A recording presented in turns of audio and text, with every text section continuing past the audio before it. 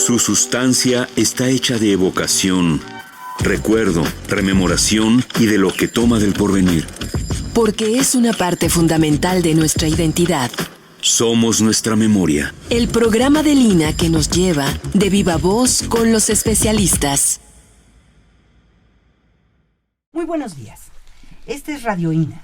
Me encuentro en la conducción, Julieta Gil Elordui. El Instituto Nacional de Antropología e Historia los invita a acompañarnos en la emisión de este programa de la serie Somos Nuestra Memoria, en el que hemos convocado al antropólogo Leonel Durán Solís para platicar sobre el tema el Museo Nacional de las Culturas. Bienvenido a estos micrófonos. Muchas gracias. Ahora sí, comenzamos. Después de la bienvenida, querido Leonel, colega y muy querido antropólogo, para llegar al tema que nos convoca, que es el Museo Nacional de las Culturas, del cual los dos participamos, me encantaría empezar con esta época tan importante, fundacional, desde mi punto de vista, de estos años 60, con nombres legendarios como el maestro Bonfil Batalla, y que nos platicaras un poquito de cómo se conforma en esta época estas aportaciones de la antropología y qué rumbo toman para después hacer eclosión en muchas de las ideas. Para hablar de ese periodo, creo que hay que fincarlo en los antecedentes. Has mencionado un nombre muy querido para nosotros, el de Guillermo Bonfil, pero hay otros nombres también, porque coincidimos en una formación básica en la Escuela de Antropología, en una etapa en la que nos interesaba el país y abiertos a lo que sucedía en el mundo. Muchas inquietudes juveniles, pero también muchas búsquedas académicas para entender particularmente en qué país hemos vivido. Y no podríamos entenderlo sin un fundamento de las raíces históricas, y es ahí donde la antropología nos ayuda a establecer una base muy, muy sólida.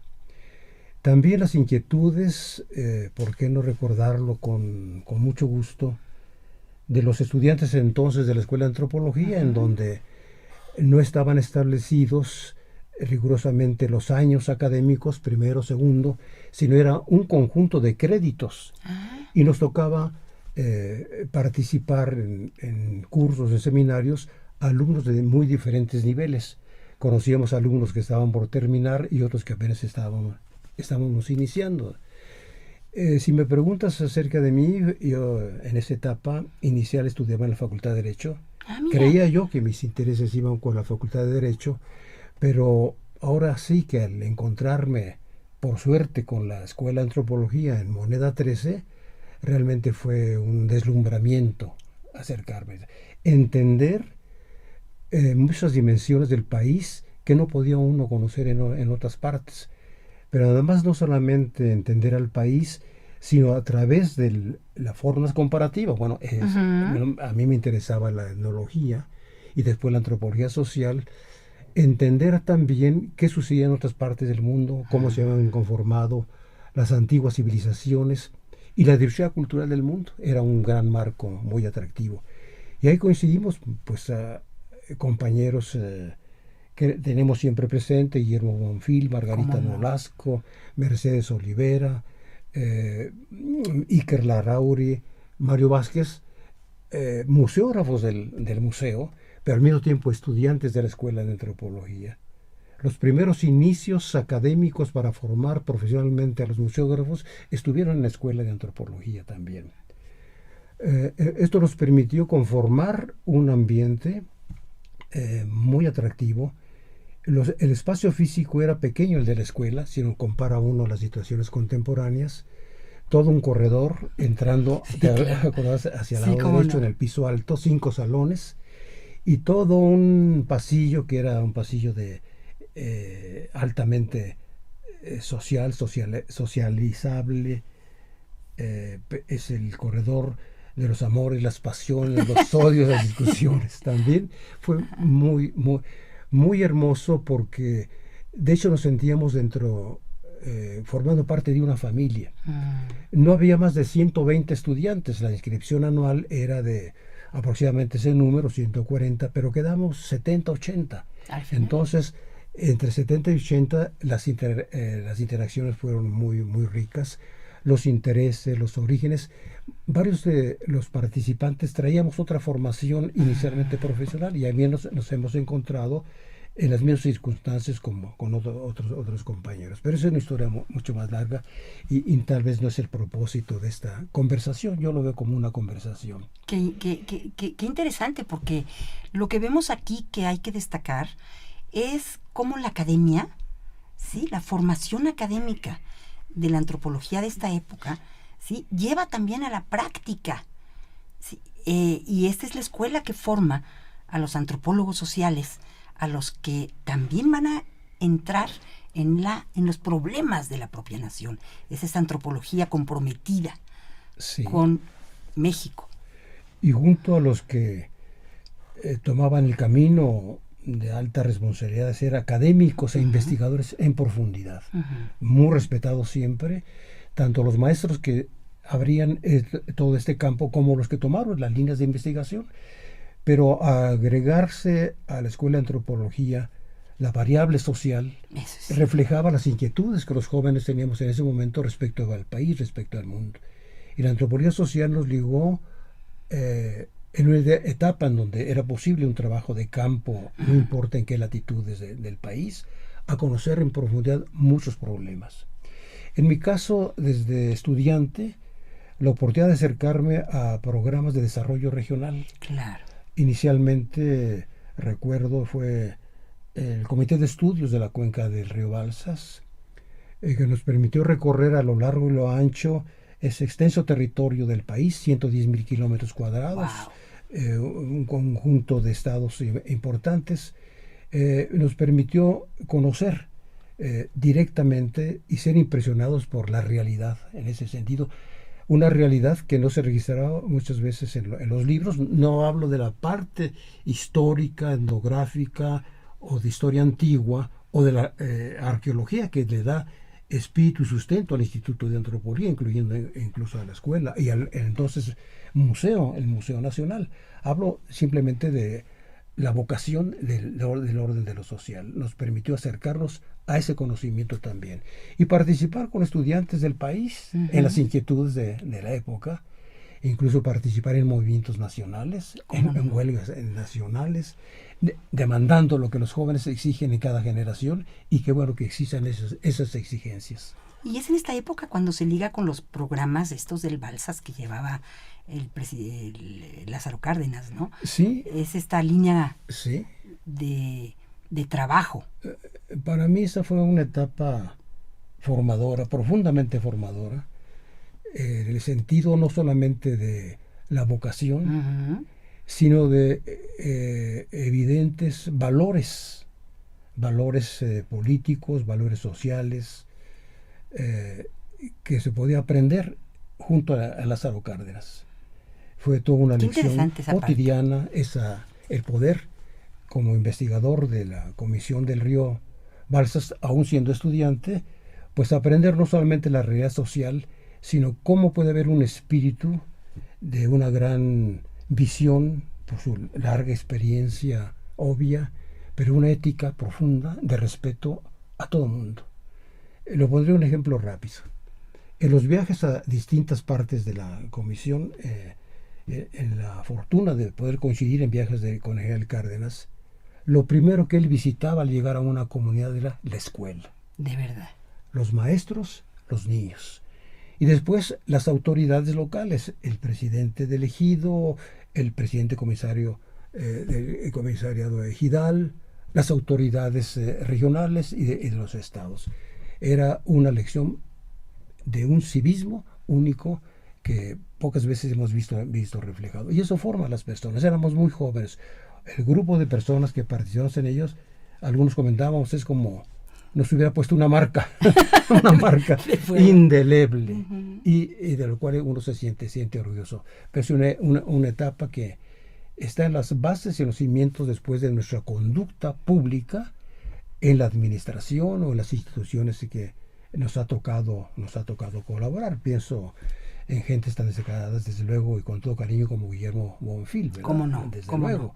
Como De grata memoria. Como Rodolfo Stavenhagen, como Margarita Nolasco, como Luis Reyes, en fin, eran muchos nombres, siempre muy gratos, que además no solamente esa es una gratitud de la amistad, sino cada uno mostrando alcances y logros y realizaciones dentro del campo de la antropología con los enfoques específicos de cada quien. Es muy cierto, tocaste el punto que es clave, ¿no? Es esta parte del compromiso de un académico con una formación, porque recuerdo que también formaste en etapas posteriores instituciones de estudios superiores, también porque le daban una gran importancia a la academia. O sea, no era únicamente los principios políticos, sino había toda una formación académica que sustentaba, ¿sí?, esta entrega a la aplicación y a la política. Y en ese sentido, te quería preguntar la cantidad de instituciones académicas que fueron formadas por ti y por un grupo de antropólogos tan connotado. Sí, después de la experiencia de colaborar en la Comisión del Río Balsas y en la desembocadura del Río Balsas, en el proyecto de desarrollo de la ciudad de Lázaro Cárdenas, que encabezaba el ingeniero Cuauhtémoc Cárdenas, buscaba yo regresar al mundo de la academia, a la investigación, cosa que no pude llevar a cabo fácilmente, porque siempre fueron las demandas de responsabilidad en distintas acciones. Es decir, era la formación de antropólogo, pero aplicado a problemas específicos. Ajá. El ejemplo fue la creación de la Dirección General de Culturas Populares, iniciativa de Rodolfo Stavenhagen y del entonces secretario de Educación, que decidieron que había un campo no cubierto por la administración. El maestro Muñoz Ledo, junto con Rodolfo Stavenhagen, concibieron el proyecto y Rodolfo me invitó a ser su colaborador inmediato para generar una institución pública, es decir, del Estado mexicano, para crear condiciones de programas e iniciativas gubernamentales para sectores de la población que no recibían posibilidades algunos o proyectos algunos. Eso fue la creación inicialmente Instituto Nacional de Culturas Populares, que se concibió como tal. Del mismo rango se pensaba entonces del Instituto de Antropología o de Bellas Artes, y que después, por esas razones que no vienen en este momento, se constituyó en la Dirección General de Culturas Populares. Y eso fue una experiencia extraordinaria. Yo diría que el antropólogo, sobre todo en la etapa en que la Escuela de Antropología había un tronco común en la formación, nos permitía entender las problemáticas específicas de la lingüística, de la antropología física, de la etnología, de la historia, pero sobre todo la formación de una visión, lo que podríamos llamar el método integral, la concepción integral y no fragmentada. Se entiende que puede existir una especialización que en un fragmento del conocimiento profundice, y esa es su responsabilidad académica como investigador.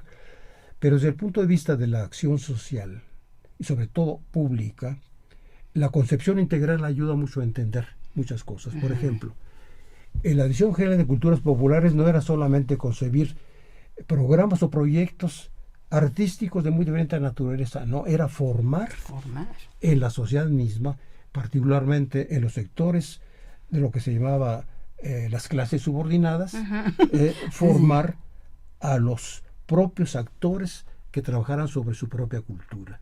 Me refiero, por ejemplo, a los primeros promotores en cultura, captados de comunidades indígenas y mediante una capacitación intensiva hecha por antropólogos, ¿no? Ahí menciono a Marina Anguiano, en fin, a otros compañeros, formarles a ellos, darles los instrumentos para que trabajaran sobre su propia comunidad, sobre sus propios idiomas, sobre sus conocimientos como tal, aplicados al desarrollo de sus propias comunidades. Eso fue una riquísima experiencia, pero no solamente era la acción.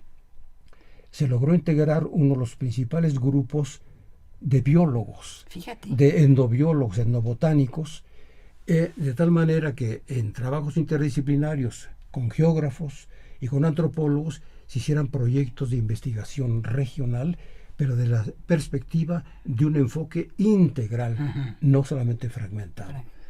Arrojó conocimiento, capacitación de personas, y abrió también a investigadores que venían de la UNAM, del campo, bueno, de instituciones de Instituto de Biología o de la Escuela de la Facultad de Ciencias, una experiencia de acercarse en profundidad a situaciones humanas, sociales complejas, pero aplicando sus disciplinas para obtener y captar ese conocimiento.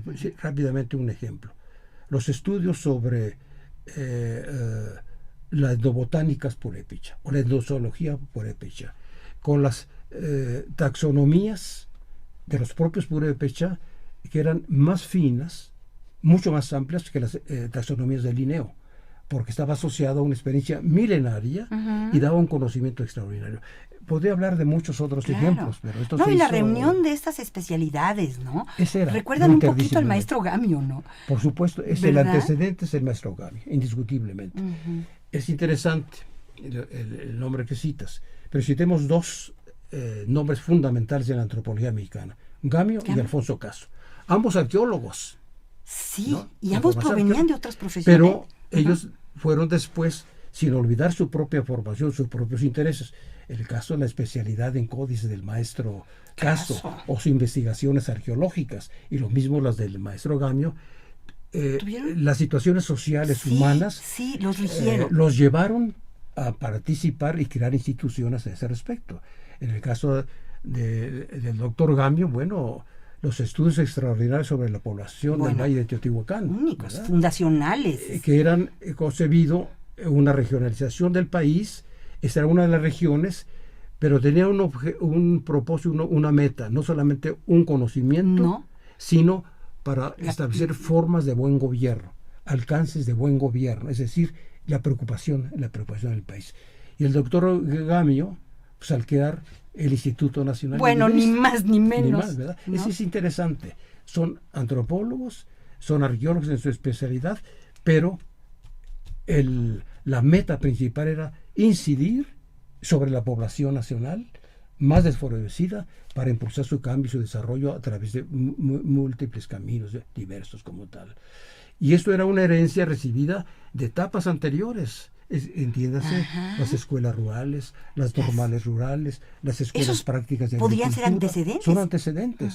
E incluso las misiones culturales, donde artistas connotados después y en esa etapa iban al trabajo de campo para desarrollar a las poblaciones campesinas, sobre todo, ¿no? Son ejemplos de una ética social que mucha falta nos hace en este presente. Sí, no. Y cuéntame, Leonel, ¿qué maestros te marcaron así profundamente, aparte de los que has citado, no? Bueno, los maestros clásicos, desde luego, ¿quién no recordar a don Pablo Martínez del Río? ¿Verdad? Todo un maestro con una bonomía y una educación. Era el británico en Tenochtitlan. en la escuela de antropología. Pero al mismo tiempo, y eso es lo que uno podía observar, es su sencillez. Vestido rigurosamente, polainas, sombrero, bastón, que distingue a un caballero, ir a la esquina a tomar su camión para irse a su casa. Ay, ¿no? Son ejemplos de conducta como tal, ¿no? Maestros como Jorge Avivó Escoto. Jorge Avivó Escoto, que concibió lo que se llamaba, y esa era parte de su cátedra, la antropogeografía. Era el conocimiento de la geografía, pero era, si tú quieres, en la versión humana, en el enfoque de la cultura, es decir, una concepción también mucho más amplia y no tan especializada como tal. Y lo que le llamaba la atención era los antecedentes de estos personajes. Jorge Avivó Escoto, joven, comunista, encargado por la tercera o no sé cuál internacional a crear otras organizaciones políticas en el continente, de origen cubano, que navegó por el mundo en su proyecto político y finalmente lo encontramos en la Escuela de Antropología con una persona ilustrada, un gran maestro dedicado a la enseñanza. Es decir, las trayectorias humanas, ¿no? Cualesquiera que hayan sido las vocaciones o intereses, no impiden, al contrario, ser un buen maestro, enriquecen a un buen maestro. Porque entonces lo que ellos transmiten no es solamente conocimiento de la mente, sino la emoción que surge del corazón también. Es cierto, sí, cuando recuerdas a Vivó. Y en realidad a todos los maestros que conocimos, Pedro Armillas, bueno, los provenientes del asilo. Del exilio español. Del exilio español, que enriquecieron la cultura, la ciencia, la antropología en México. Pedro Bosch Gimpera, el rector de la Universidad de Barcelona, por ejemplo, y un prestigio mundial en el campo de la prehistoria. Pedro Armillas, el artillero famoso, convertido, y que sus trabajos de previo de artillero y los conocimientos de matemáticas aplicadas y la trigonometría le sirvió para ser un excelente arqueólogo, ¿no? En fin, todos los maestros que venían, no se diga Paul Kirchhoff, Ada Daloya, bueno, los nombres los conocemos, estos no son muchos más nombres que ahorita sería tal vez desviar. También lo más interesante es que ellos formaron una cantidad de antropólogos en México, sí, de los cuales han destacado para la fortuna, sí, de la antropología mexicana, sí, ¿no? Y otra característica de la escuela era la presencia de muchos estudiantes provenientes de otros países del mundo, particularmente de América Latina. Bueno, los peruanos, ¿no? Que eso se asocia al proyecto inicial de la Escuela de Antropología. Precisamente cuando surge la Escuela de Antropología, con los personajes que la crean, recorren los países de América Latina convocando estudiantes de esos países a que vengan a México. Eso no sabía. Por eso encontramos muchos latinoamericanos, por lo menos en la etapa que a mí me tocó, que los conocimos como compañeros de Escuela de Antropología de Guatemala, de El Salvador, de Costa Rica, de Perú, de Venezuela, de Argentina, de Estados Unidos también. Es decir, esto creaba en la Escuela de Antropología un ambiente de comunicación de intereses que enriquecían a la persona, enriquecían al estudiante también. Pero estamos hablando demasiado de mi etapa, y creo que el propósito que hemos sido convocados es hablar de otra vez, pero es interesante, tú eres la conductora. Es interesante esta parte en donde en México sí se reciben estas aportaciones de los antropólogos de los intelectuales del exilio español, junto con los alumnos de América Latina, que se convocan para formar parte y que después forman instituciones correspondientes en Centroamérica y en Sudamérica, ¿no? Ese fue el gran papel fundacional de la Escuela de Antropología. Tú fuiste colega de varios que provenían de Sudamérica. Sí, cómo no. Destacados. Hasta se enamoraba uno de algunas chicas que venían de otros países también. Y esto lo podríamos también citar como antecedente de lo que más tarde fue la fundación del Museo Nacional de las Culturas. ¿Sí? Había ya esta semilla sembrada entre los antropólogos que venían de fuera y la necesidad también de ubicar, ¿sí?, a México y a la antropología mexicana dentro de este contexto de cultura internacional. Y entra allí profesores nuestros, muy queridos, a fundar esta institución. Sí, gracias a la pensamiento esclarecido del doctor Eusebio Dávalos Hurtado, director general del instituto. Él desarrolló lanzó la iniciativa para crear el Museo Nacional de las Culturas. Con el antecedente, y eso es lo importante, el antropólogo debe conocer otros países, otras instituciones. El doctor Dávalos estuvo en Francia y en París, estuvo trabajando también con Paul Rivet, y el entonces famoso y históricamente famoso Museo del Hombre. Y ese marco fue la inspiración del doctor Eusebio Dávalos para lanzar la iniciativa interna del instituto para crear el Museo Nacional de las Culturas, y que en el extraordinario proyecto de la construcción del nuevo museo en Chapultepec, el edificio insignia, el edificio pues tan extraordinario, ese monumento histórico de Moneda 3, antigua Casa de Moneda, y anteriormente la Casa de Moctezuma II, ¿sí? Pudiera seguir formando parte del patrimonio del Instituto de Antropología. El decreto de Lázaro Cárdenas para crear el Instituto de Antropología le asigna al Instituto de Antropología dentro de su patrimonio Moneda 13. Ahí ya. Pero en la coyuntura de que salieran todas las colecciones para formar el extraordinario museo de antropología, podía haberse perdido administrativamente ese edificio. De ahí la iniciativa que lanzó el doctor Eusebio Dávalos y convocó, pues bueno, a los primeros grupos, el primer grupo, bueno, encabezados por Julio César Olivé, Beatriz Barba de Piñachán y muchos otros compañeros nuestros también que estuvieron con ellos trabajando intensivamente, porque la instrucción recibida del director general, hacer el museo con las colecciones que se podía disponer que no habían sido llevadas a Chapultepec, y en pocos meses tener un nuevo museo, para que no se tuviera el riesgo de perderlo por otras demandas administrativas. Esto lo ha narrado Beatriz Barba muy bien, cómo fue posible conservar ese museo, ese edificio. Y se hizo, ahora sí, y se hizo el museo de la nada. Los antropólogos que participaron en ese proyecto fueron verdaderos héroes trabajadores. No, sí, de verdad, ¿verdad? En donde no había problema para un antropólogo, por distinguido que fuera en su conocimiento, en su producción, tomar una escoba para barrer un espacio, ¿verdad? O acomodar un objeto. Y antropólogos dispuestos a ello y no revisar si estaba o no en sus condiciones de trabajo hacer o tal tarea. Sí, ¿no? Ese era el reto y lo consiguieron todo ese equipo extraordinario.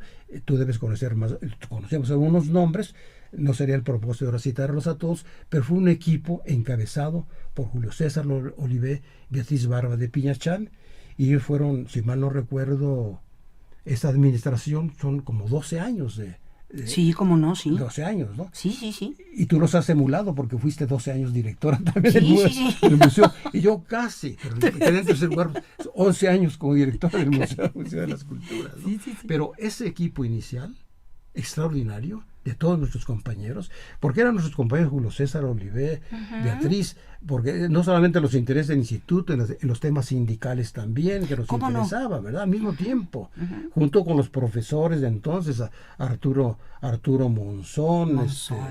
Todos estos maestros eran al mismo tiempo investigadores del instituto o del museo, y al mismo tiempo sindicalistas, ¿no?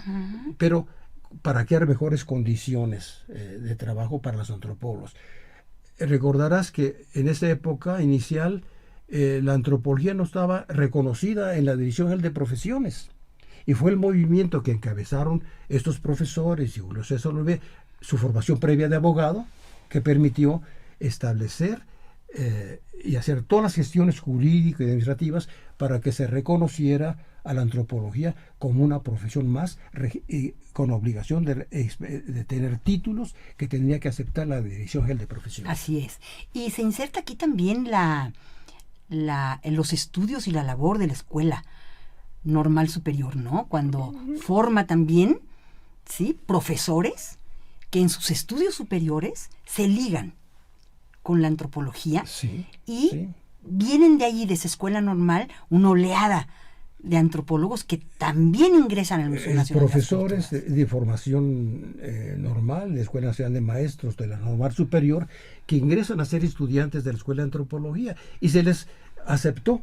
Presidente, yo lo veo porque no, era correcto aceptarlos. Correcto. Igual que los que teníamos que presentar nuestro documento del bachillerato e ingresar, y ahí se desarrollaron como distinguidos antropólogos. Beatriz Barba es una, por ejemplo. Por ejemplo, María Elena Morales y otros compañeros. Y otros más. ¿No?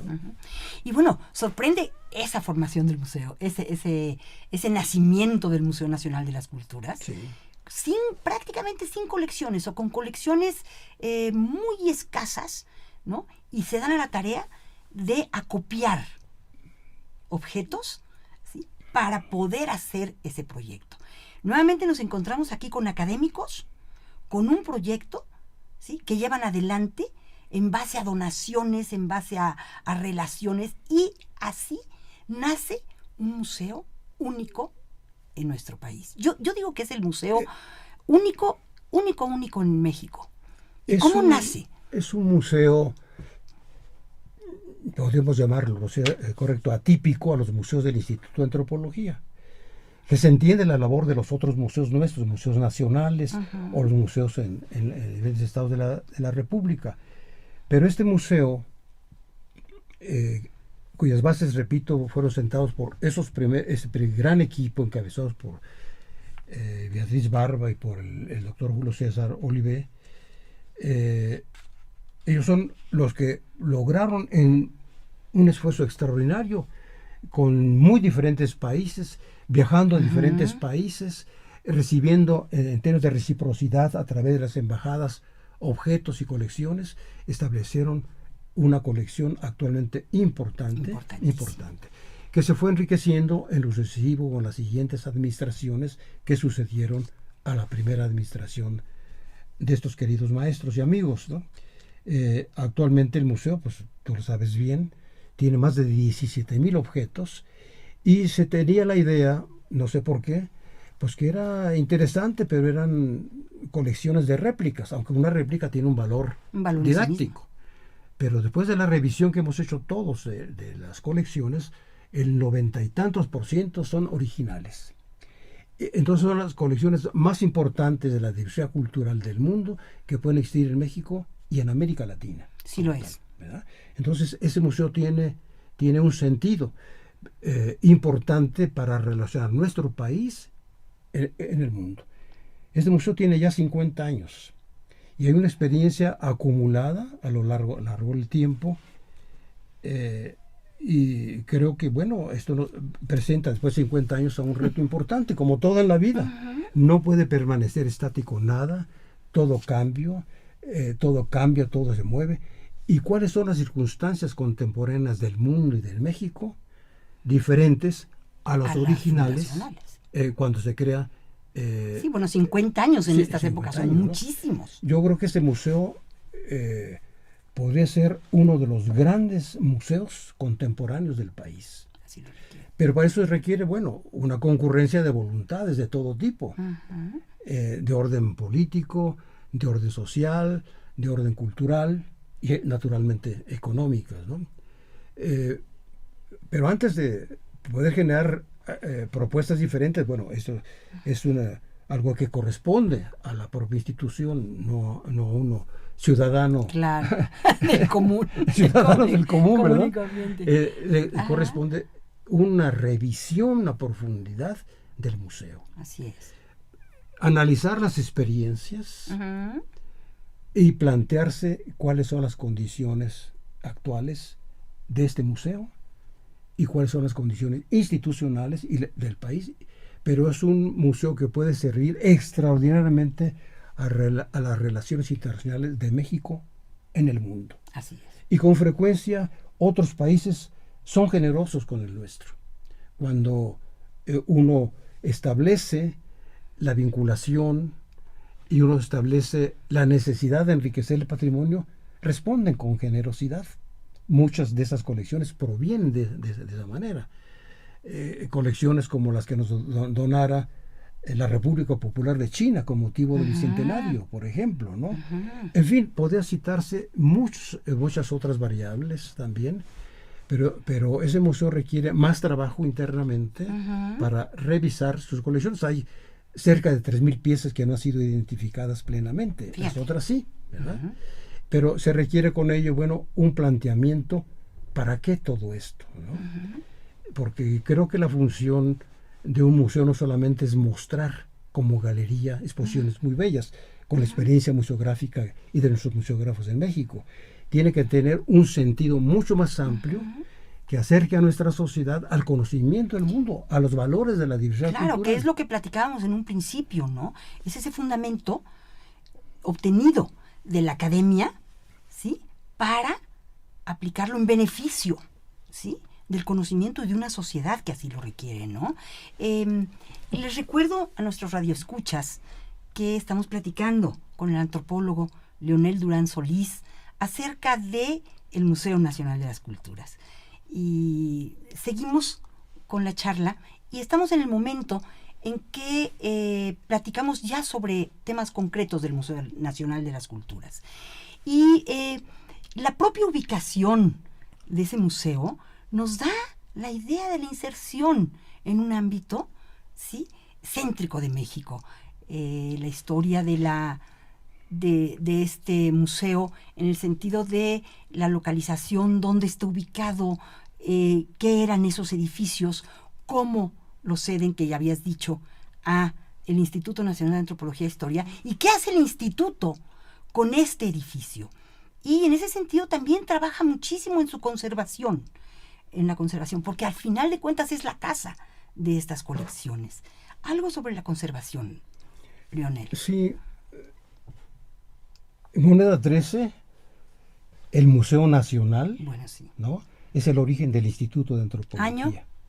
Bueno, el Museo Nacional, como Museo Nacional, es en 1825. 24-25. Es interesante que el primer gobierno del México independiente, el primer, Guadalupe ¿no?, Victor. toma la iniciativa de crear el Museo Nacional con las colecciones que se tenían y que se radican en la Universidad Pontificia de la época, y vive, pues obviamente, la vida precaria de los primeros años del México independiente, ¿verdad?, como tal.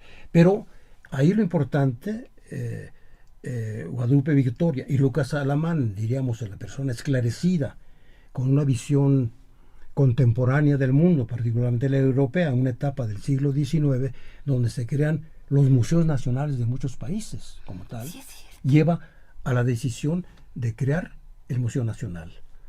Pero es con la intervención francesa, Maximiliano de Habsburgo, con esa formación ilustrada que tiene, su visión del mundo, sus intereses diversos de naturalista, sus viajes a Brasil, su conocimiento de Egipto, porque Maximiliano influye en la creación del Museo del Cairo también. No sabía. Entonces deciden que este museo salga de los salones de la antigua universidad para que se establezca en Moneda 13, que había sido nada menos que la casa de moneda de la época colonial, la más importante del continente, en ese mismo sentido, como tal.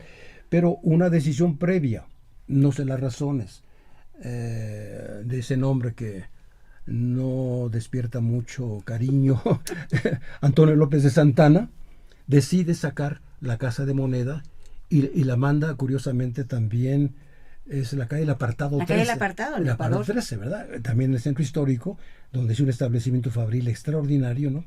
Y que es esa casa de Moneda 13 se radica ahí la Suprema Corte de Justicia de la Nación, ¿no? Y por el año en que se establece esto, no ha sido documentado o investigado, presumiblemente tuvo que tomar protesta don Benito Juárez precisamente en ese lugar. Por eso está ahí, se explica una placa que colocó la Suprema Corte de Justicia en el vestíbulo de ingreso al Museo Nacional de las Culturas en una ceremonia especial. Sale la casa la Suprema Corte de Justicia, y en la época de entonces de Maximiliano ordena que el museo se pueda generar allí un museo de arqueología, etnografía, historia, y se establece en 1864, ¿no? 1864-65, bueno. Y es algo extraordinario.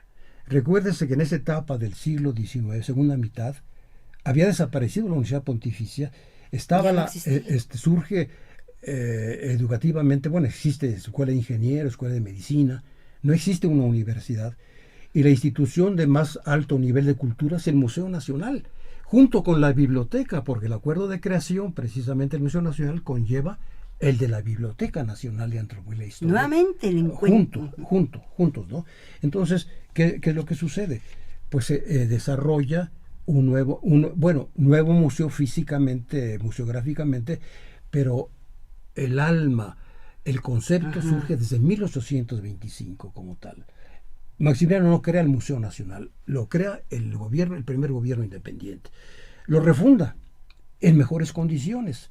Y lo interesante es que, a excepción de muchas otras instituciones nacionales, el Museo Nacional de 1800 1865 a 1964 son 100 años de continuidad, y en las instituciones se requiere la continuidad, no la fragmentación, la frecuencia de romper proyectos porque fueron de la administración anterior. Aquí son 100 años continuos, y por eso se hace un museo extraordinario como tal.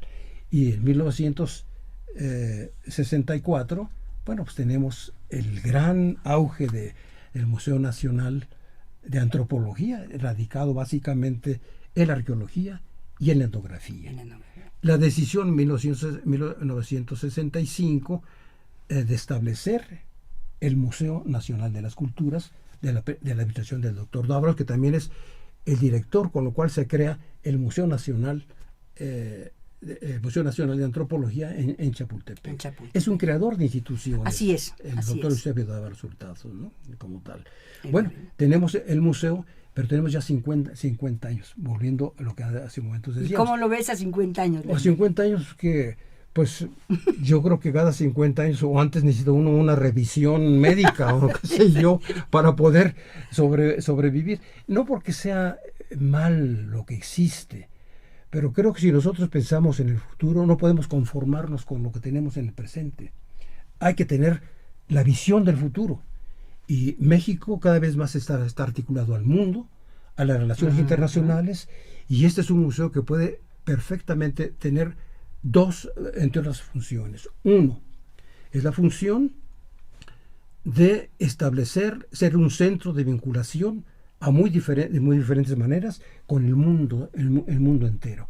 No solamente con las embajadas, con otros museos afines semejantes que existen en el mundo, el intercambio de colecciones, la visita de investigadores de diferentes países. Necesita pensarse no solamente en los objetos, sino tener un cuerpo sólido de investigadores. Qué importante. Y en el Museo de las Culturas son muy pocos investigadores los que existen, ¿no? Entonces requería tener un cuerpo sólido de investigadores, recibir investigadores huéspedes, enviar investigadores nuestros a conocimiento a través de otros museos que son generosos al poder recibir a otros investigadores mexicanos con temáticas semejantes, pero también al mismo tiempo establecer las relaciones a través de las embajadas, ¿verdad? Y ser las efemérides del mundo o de esos países. El Museo Nacional de las Culturas podría establecer exposiciones o celebraciones específicas o exposiciones temporales como tal, pero hay que pensar una tarea más importante, a mi parecer. Este museo puede acercar a la sociedad mexicana, ¿no?, a la situación contemporánea del conocimiento del mundo y de su diversidad, inscribiendo al museo en lo que es fundamental.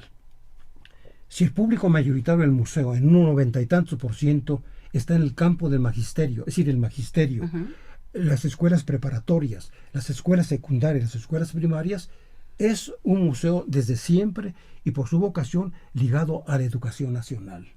Lo que hace falta, bueno, quizá no sea buena la imagen, que los mexicanos, como dicen que México somos el ombligo de la luna, pues no estemos mirando siempre el ombligo, hay que mirar también el mundo, ¿verdad? Hay que mirar el mundo, y este museo debe abrir al conocimiento del mundo, educar a nuestra sociedad a través de su público, no solo pasivamente, ¿no? Una forma es recibir, ¿no? Esa es la forma pasiva propia de un museo, para mostrar la riqueza de la diversidad cultural del mundo.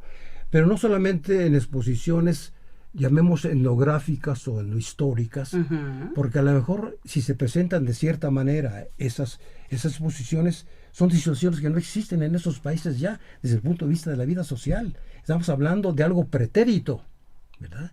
Yo creo que importa sobre todo el conocimiento contemporáneo, de no importa qué sociedad, qué cultura, y se puede ir hacia las raíces más profundas. Obviamente hay que aprender del pasado, pero ¿qué hay del presente? ¿Qué hay del futuro? Un museo debe responder a este tipo de cuestiones, no solamente a la descripción atractiva de exposiciones como las ha venido haciendo, y excelentes. Digamos, son etapas diferentes.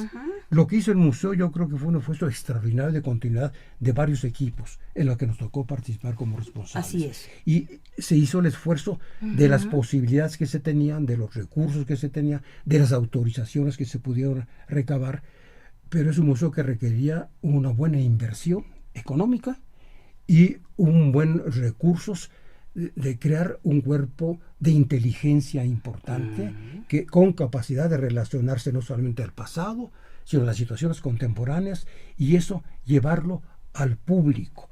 Y repito, no solo pasivamente, sino también saliendo hacia afuera, es decir, el museo a otros museos, a otros espacios. Experiencia que ha tenido el propio Museo de las Culturas al poder circular por todo el país exposiciones itinerantes. Era un servicio que se hacía a otros museos. Yo creo que un museo nacional debe caracterizarse no solamente por tener ese título de origen histórico, sino por sus relaciones con los otros estados de la República, con los otras universidades, con otros públicos. Y la experiencia vivida por el museo muestra que puede tenerse tanto más público en el país que visiten Modena número 3. Es decir, la labor es muy importante, pero sobre todo relacionarse con otros museos semejantes que hay en el mundo. Esto es un buen ejemplo cómo hay necesidad de reconceptualizar de tiempo en tiempo las cosas. El Museo del Hombre extraordinario de Francia y de París ya no existe. Ya no, ¿verdad? No existe el Museo del Hombre. Se convirtió en otros museos también. Por ejemplo, el Museo del Mediterráneo, localizado, no lo conocía, debe estar terminado. Hace años se habló de este proyecto. Era con colecciones del Museo del Hombre. Otros museos han tomado colecciones del Museo del Hombre y los expresan en sus nuevos planteamientos museológicos y museográficos. Aquí este museo no es único en México. Hay unas colecciones importantes en Zacatecas, del Museo Coronel. Del Coronel. Pero este museo, su magnitud es modesta si se compara con grandes museos internacionales, ¿no? No tenemos, no hay ni de 20,000 objetos, pero no es la cantidad, sino cómo se utiliza, aunque sea un objeto, para mostrar, educar, transformar. Esto ubicaría a este museo dentro de las reflexiones contemporáneas de la educación del futuro, reflexiones que se han llevado a cabo por lo menos hace 15 años, donde a través de la UNESCO o de grupos importantes han reflexionado cuál debe ser la educación del futuro para la humanidad. Y este museo formaría parte de esa concepción de la educación del futuro para los mexicanos. Interesante, porque es un poco transformar estas instituciones tan cercanas y tan importantes para la vida de una nación, me atrevo a decir, ¿sí? Y dar el paso hacia adelante para convertirse nuevamente en museos fundacionales del momento y de la época. Entonces, creo que en estas vertientes de las que tú hablas es el fortalecimiento académico, ¿sí?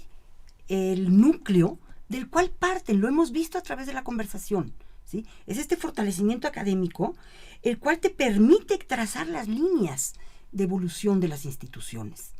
Y aquí me pongo a pensar también en la revista que fundaste, el Correo de las Culturas del Mundo. El Correo de las Culturas del Mundo, ¿no? Que es todo también una aportación para el conocimiento y la difusión de este tema de las culturas del mundo, ¿no? Y esto te permite acercar en todos los métodos que actualmente tenemos a la mano, acercar estos temas a la gente en esta vieja tradición de la antropología.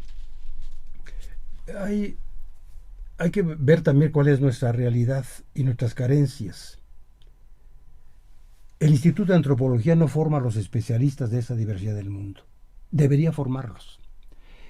Hubo épocas en la escuela de antropología, en la enseñanza a los antropólogos, se hablaba de otras culturas. En el Antiguo Egipto, Mesopotamia, se hablaba de África, se habla de Sudamérica. Dejó de hacerse esto en la escuela de antropología. Este museo requeriría también convertirse en un interés de la Escuela Nacional de Antropología, ¿no? No forma a los egiptólogos, no forma a los especialistas de otras culturas, o del antiguo Japón o Corea, que son de una potencia emergente del Asia, que deberíamos estar pero compenetrados. Felizmente en el país existen otras instituciones también que habría que convocar para un proyecto, porque sería un proyecto nacional. Está el Colegio de México, el Centro de Estudios Asia, África, América Latina. Está también en la Universidad Nacional Autónoma de México, no solamente el Centro de Estudios Latinoamericanos, pero en fin, ver como un problema importante la formación de estos especialistas. Yo creo que si el mundo se está expandiendo y surge con una enorme potencia los diversos culturas de Asia, necesitamos formar nuestros especialistas. Ya las universidades mexicanas, el Colegio de México, están enseñando el lenguaje del chino, ¿verdad? O del japonés, pero necesitamos que, desde el punto de vista de la institución y del museo, todo un proyecto que pueda acudir a no importa qué institución nacional o del extranjero, y lo propio para formar a nuestros especialistas. Hay gente formada que desearía una capacitación básica para rápidamente tomar estas iniciativas, o convocar a estos especialistas, instituciones nacionales o invitados de otros museos del mundo, a que ayudaran a formar a nuestros propios especialistas. Este museo puede concebirse gracias a todos sus 50 años anteriores y lo que enseñan esos años, ¿no?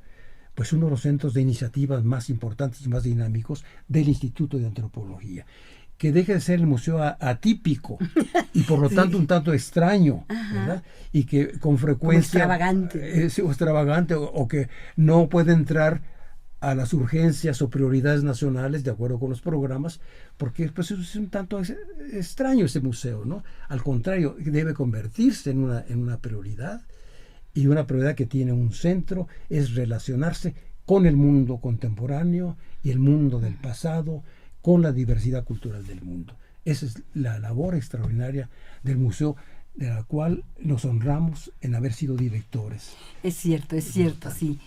Participamos en la vida de este museo en una etapa también interesante como todas las que ha tenido. Así que, pues yo te quería dar las más cumplidas gracias. La conversación, el diálogo, fomentar siempre esta comunicación y este diálogo que enriquece.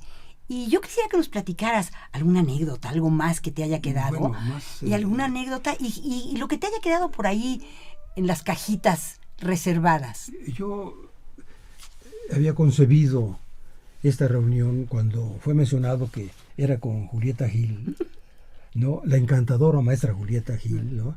Que iba a ser un diálogo. Yo creo que tiene que ser un diálogo.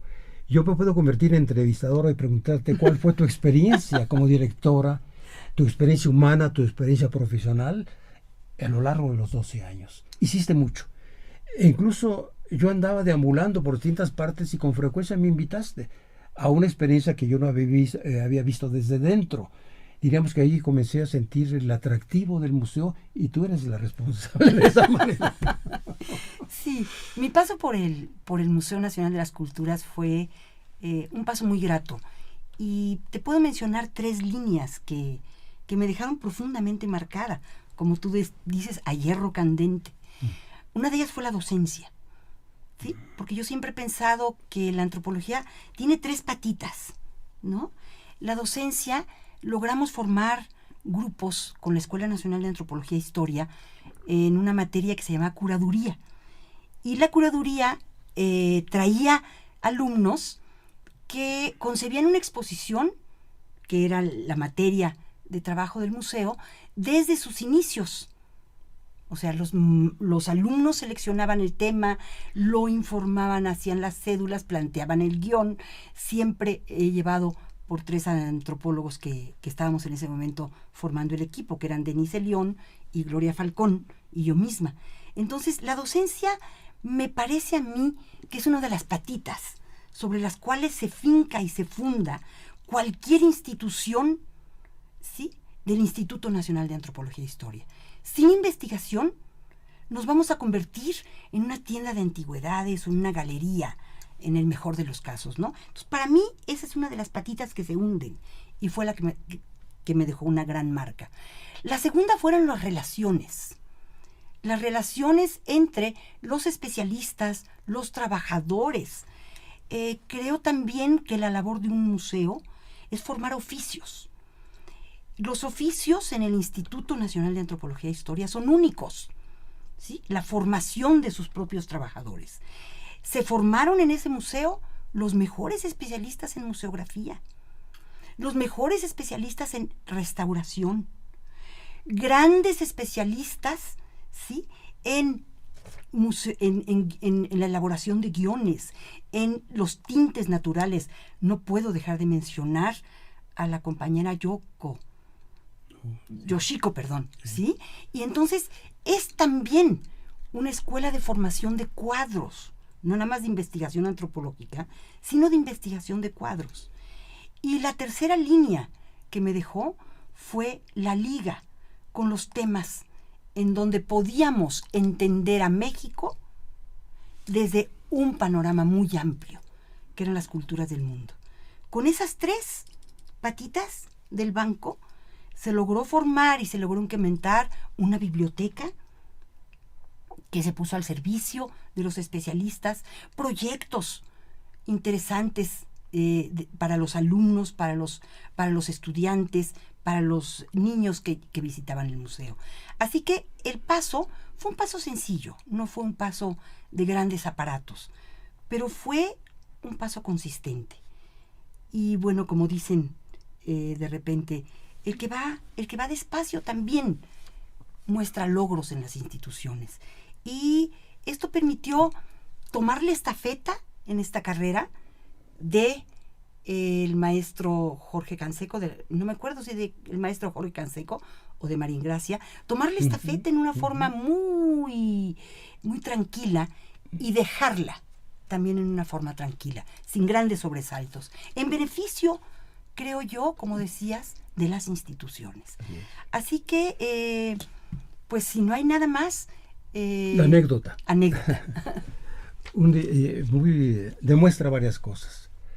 En una ocasión la doctora Manzanilla, nada menos que esta, linda, ¿no? La doctora Linda Manzanilla, que alcanzó este nivel de reconocimiento nacional e internacional, amorosa de los temas, por ejemplo, de Egipto o del Medio Oriente, nos visitó al Museo de las Culturas y dijo: vengo aquí con alumnos porque he vuelto a enseñar los temas de Egipto y de Mesopotamia en la Escuela de Antropología, nada menos, pero es aquí en el museo donde quiero que conozcan a través de las colecciones y reflexionen a través de ellas e intentemos un proyecto de un seminario como tal. Bueno, yo creo, le dije, bueno, si la escuela no los forma, y ahí creo que podemos cerrar este capítulo, le dije a Linda Manzanilla: doctora, ¿y por qué no los formamos? ¿No? Claro. Ahí cerramos. Claro. Y también otra anécdota interesante para darle vida a esta conversación del museo es cuando se forma la Sala de Culturas de Corea.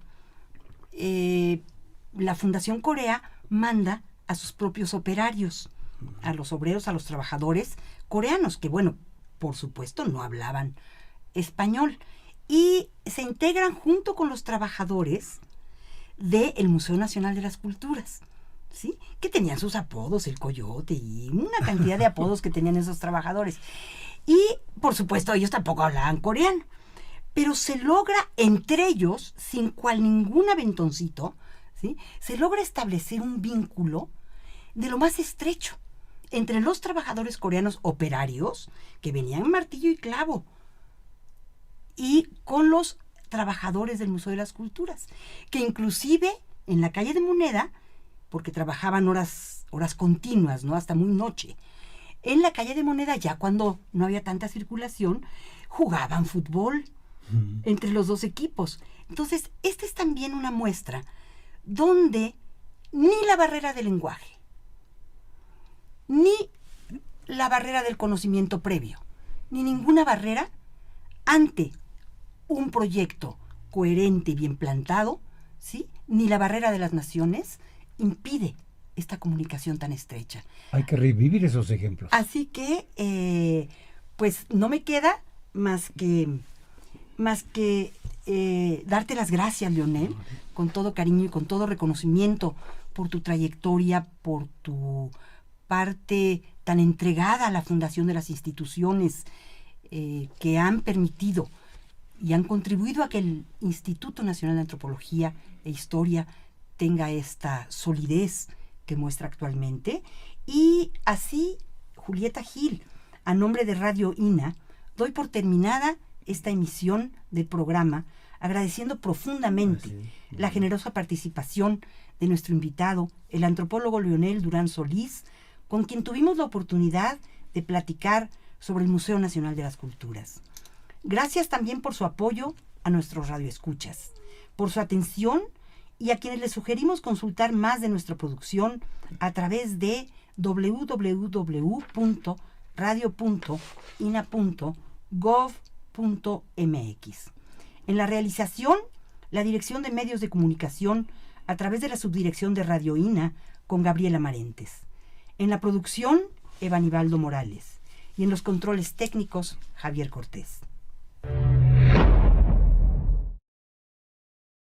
Las opiniones y comentarios aquí expresados son de entera responsabilidad de quienes proporcionan la información y no representan necesariamente las opiniones de Radio INA ni comprometen el pensamiento editorial del Instituto Nacional de Antropología e Historia.